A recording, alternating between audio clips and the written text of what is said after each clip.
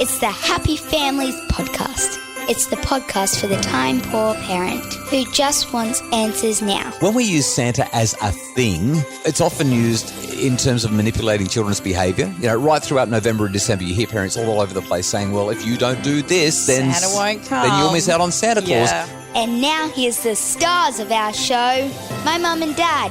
Hello, it's Dr. Justin Coulson, the author of 6 books about raising happy families, with my wife and co-host, Mrs. Happy Families, Kylie. Kylie, we've had some feedback coming through via podcasts at happyfamilies.com.au. In fact, not just via the email address, we've actually had a lot of feedback coming through the Facebook page as well. I've been noticing a lot of activity on the Facebook page in relation to our podcast on helping our children to love giving. Yes. And I've loved seeing everybody's responses of what they're doing as a result of the things that they've, heard us talk about. It was episode 176. If you've missed it, how to teach your children to love giving. It's kind of gone a bit bananas, actually. Got an email from Claire in Montana via podcasts at happyfamilies.com.au. Claire said, I've got a 4-year-old who loves colouring and painting, and so she's doing a whole lot of art and craft and getting out involved with the community and doing a whole lot of giving there. Had a handful of other emails that caught my attention around the same idea. Yeah, I loved that. I loved that there's quite a few families getting their ninja on. Yeah, somebody said, got our Christmas ninja. They've got their also acknowledged that the ninja didn't work so well. They did a knock and run. They did a secret Santa drop, and I can't remember the name of the person who did it, but it was very, very funny. And they got caught at the front door. I think the kids actually set it up so that they would get caught at the front door. But isn't that the fun of it? I reckon it is. The other thing that has come through, a few people are saying my 2-year-old is really selfish and doesn't seem to want to give at Christmas. My 2-year-old just wants to get. We need to highlight developmentally appropriate for a 2 or a 3 or even a 4-year-old to be saying, no, I don't want to share with anyone. I just want it all to be mine. That's what they do. Don't put too much pressure on them to be selfless and giving and sacrificing until they're at least 6 or 7, maybe even 8 or 9. Well, Emily asked me a really tricky question yesterday. So this is our 6-year-old. What did she ask? She asked me if I believe in Santa. Oh, now there's a minefield because, well, we've obviously I've got some strong beliefs about this. So this is probably a conversation that we should have without the kids. Oh, yes. Yeah, quick heads up. So we're talking about the big man in the red suit today, and if your kids are listening, you might want to just press pause and kick them out of the room, and then you can come back because we've got some pretty interesting things to talk about here. We actually had a question come through from the Grinch. From the Grinch. So we're having a Grinchy Christmas this year, so I'm really excited to read what the Grinch has to say. Yeah. But she said, I made the decision some time ago that I would never lie to my children if they asked me the truth about Santa, but I certainly wasn't expecting this question to come anytime soon. So when my 5-year-old son, who isn't even at school yet, asked me straight up last week, Mummy, is Santa real? I was taken aback and put on the spot. I told him the truth. He didn't seem too fast. He just asked who brought the presents. I told him that I did, and he was happy with that. Since then, I've told friends and family, and they've been absolutely horrified that I've told him the truth. I've been accused of ruining the magic of Christmas for him, and I've had friends upset as they're concerned my son will tell their children. Did I do the right thing? Have I ruined Christmas for my son? Have I made him grow up too fast? Or will he appreciate my honesty? The Grinch. Wow. It is a minefield. Oh, it's so tricky. Well, you know that I've got some strong opinions about this, right? I mean, I've written about it pretty much every year for the last 4 or 5 years, and I'm firmly in the Grinch's camp. I'm in the tell them camp. Emily knows the answer, by the way. I'm surprised. I mean, I'm surprised she asked you. Well, the reality is she knows your answer. She doesn't actually know mine.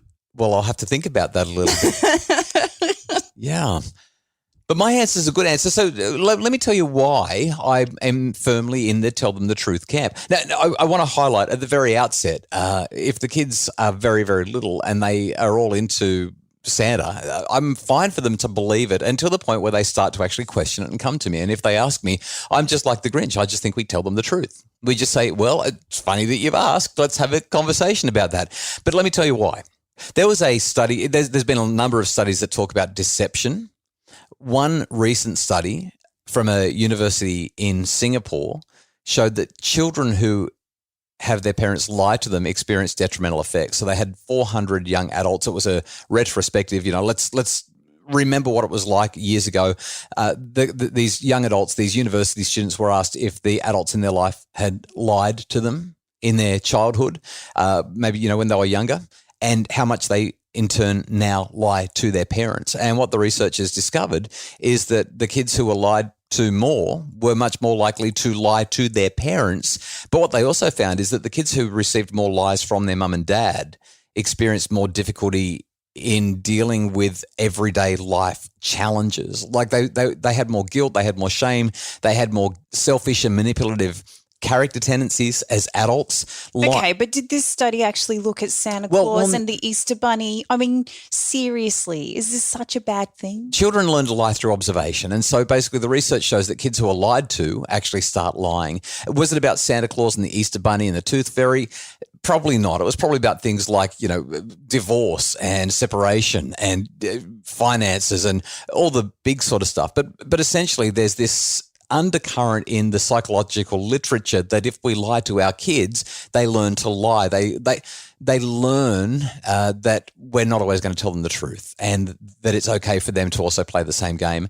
I've got a bigger issue, though, because I think that it's probably hard to stretch that all the way to the Santa stuff. But my bigger issue is just when we use Santa as a thing, it's often used in terms of manipulating children's behavior. Right throughout November and December, you hear parents all over the place saying, well, if you don't do this, then Santa won't come. Then you'll miss out on Santa Claus. Yeah. And I really have a massive problem with that because I want my kids to behave in positive social ways because it's the right thing, not because they might get a goodie for being a good kid. I just think that's horrible. I really struggle with that. But there's two other things that I think highlight why we can get away with letting the kids know when they ask and why the Grinch, I think, was right. The first is that, some people say, you destroy the magic of Christmas. Once the kids know, it's not magic anymore. Well, we've let all of our kids know and Christmas is still pretty magic.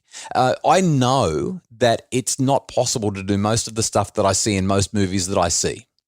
Like we sit down and we watch a movie or we sit down and we read a book and we know that what we're watching is false.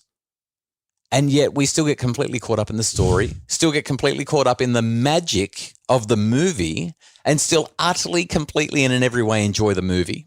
And I think that logic applies when it comes to Christmas and Easter and losing teeth and whatever other fantasies we want to make up for the kids. They can still fully get into it from that point of view. And that's why I don't think that we should be hiding the truth from our kids when it comes to Santa.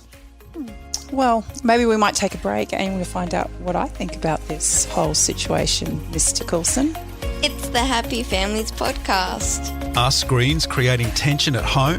Tweens, Teens and Screens is a webinar to guide families to healthy, safe super screen solutions. Buy it today at happyfamilies.com.au/shop. It's the Happy Families Podcast, and today we've been talking about the Santa myth. You've shared with us three, I'm going to suggest, quite compelling reasons. Thank you. Why. So we shouldn't be lying to our kids. It's manipulative, and kids love fantasy. Grown-ups love fantasy. There's nothing the matter with fantasy. That's why I think that we should tell our kids the truth. So what if we find ourselves in the Grinch's position? We've got a 5-year-old, he or she's asking, in my case, a 6-year-old who's asking me how I feel about this. Do I believe in him or not? So I think when the kids are young, we just let them believe whatever they want to believe. But once they're big enough to start to think really critically and think rationally, we should utilize that newfound neurological development that they've got and let them work it out for themselves. So instead of saying, hey, guess what, kiddo? Now that you've asked, let me just destroy your life, ruin your Christmas and make you never believe anything.